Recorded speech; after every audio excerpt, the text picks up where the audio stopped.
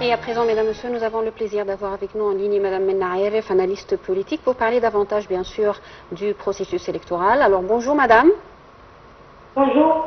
Alors, Madame Menna Aref, aujourd'hui, c'est le deuxième jour du processus électoral concernant les 14 premiers gouvernorats de l'Égypte. Alors, tout d'abord, comment vous avez vu le premier jour hier et le deuxième jour jusqu'à présent, les 2 premières heures de cette deuxième journée? En fait, il y a une participation forte des citoyens et cela présente une importance politique importante pour l'Égypte et une bonne image de légitimité et de démocratie pour l'Égypte. Et les élections législatives constituent une étape essentielle dans la consolidation du processus démocratique engagé par l'État égyptien depuis la Constitution de 2014. Permettre de renouveler la légitimité du Parlement, principal organe représentatif du peuple, et de renforcer l'équilibre des pouvoirs. Et ce scrutin marque aussi une volonté d'approfondir la culture du pluralisme politique et du dialogue constitutionnel. Oui, alors en fait, Madame Menna, tous les responsables ont souligné qu'hier il y avait une importante participation, un taux de participation élevé, ce qui montre vraiment comment le peuple est conscient de l'importance d'aller mettre sa voix et de dire son opinion. Alors comment vous voyez aussi ce qui s'est passé avec le peuple égyptien, avec les Égyptiens, avec les électeurs ces dernières années, et comment maintenant tout le monde est conscient de l'importance de donner sa voix? En fait, la participation massive des Égyptiens traduit un attachement fort à la nation, une volonté collective de contribuer au développement politique. Le vote des partis aussi renforce le lien entre l'État et ses ressortissants, tout en donnant une dimension mondiale à la diplomatie égyptienne.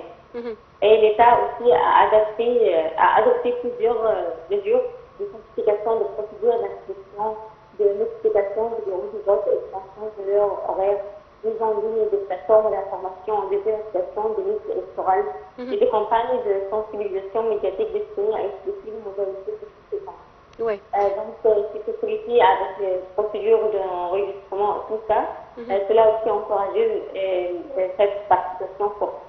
Oui. Alors justement, comme vous venez de dire, les procédures établies par l'État ont beaucoup facilité le processus électoral. On voit des pancartes partout qui donnent toutes les instructions nécessaires. Il y a, en fait, comme on vient de voir avec nos envoyés spéciaux partout, il y a des cartes, des bulletins de vote qui sont spécialement conçus pour les non-voyants. Il y a des fauteuils roulants dans les bureaux de vote pour aider les personnes qui ont des besoins spéciaux ou bien les personnes âgées. Alors, comment vous voyez toutes ces procédures et comment ils ont facilité le processus électoral? En fait, pour les procédures d'enregistrement et de suivi du vote, les électeurs sont enregistrés automatiquement à partir des registres civils. Chaque citoyen peut vérifier son inscription via le site officiel de l'Autorité nationale des élections. Le processus de vote est suivi par un système centralisé garantissant la traçabilité et l'intégrité des données.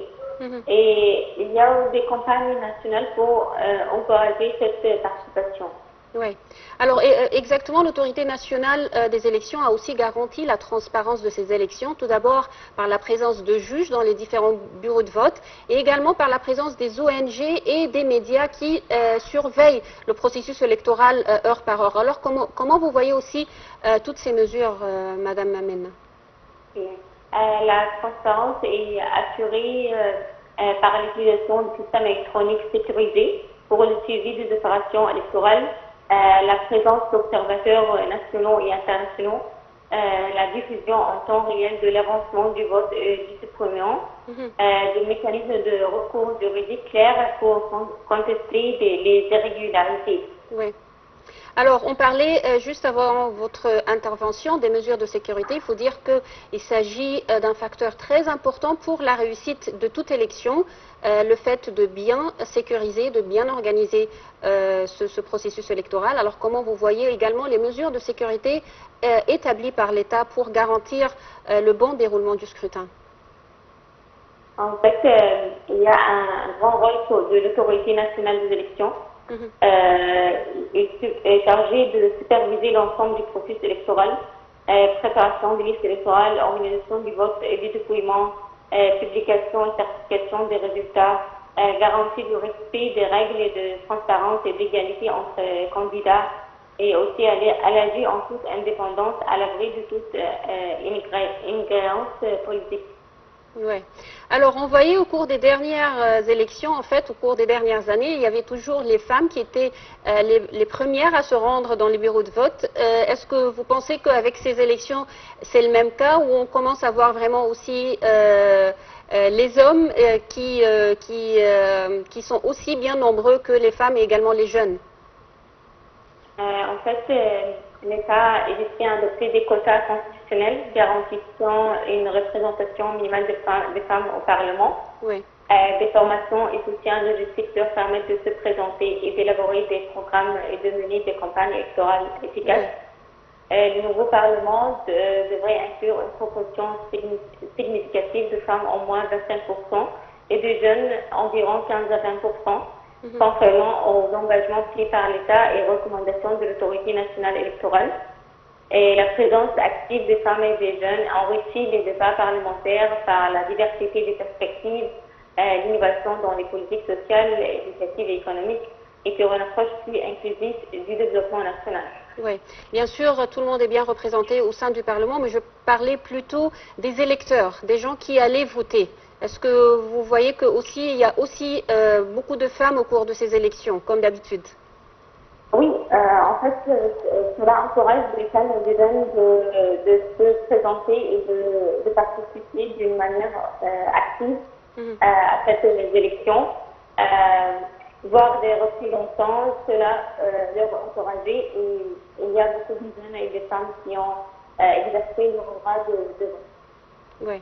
Alors, Madame Mena, comment vous voyez cette grande participation des femmes au cours de ces dernières années aux différentes élections organisées en Égypte? En fait, c'est un haut degré de conscience politique. Et on voit la femme aujourd'hui dans le climat politique. Et il y a des ministres, et il y a des grands rôles pour elles. Il y a des initiatives aussi gouvernementales. Et tout ça avec l'aide des femmes. Donc, cela reflète son grand rôle dans la société et dans le climat politique. Et maintenant, avec cette procédure, cela encourageait les femmes de se présenter et aussi les femmes en général du peuple de participer. Ouais. Je vous remercie infiniment, Madame Menarif. Je rappelle, vous êtes analyste politique. Merci beaucoup. On va rester, mesdames et messieurs, avec les élections législatives de 2025 qui constituent une étape importante dans le processus de développement, bien sûr, démocratique que connaît l'État égyptien. Elle représente une véritable occasion de consolider le principe de la participation populaire à la prise de décision et de renforcer le rôle du citoyen dans la définition des priorités de l'action nationale pour la période à venir. Tout de suite, nous allons voir plus de détails.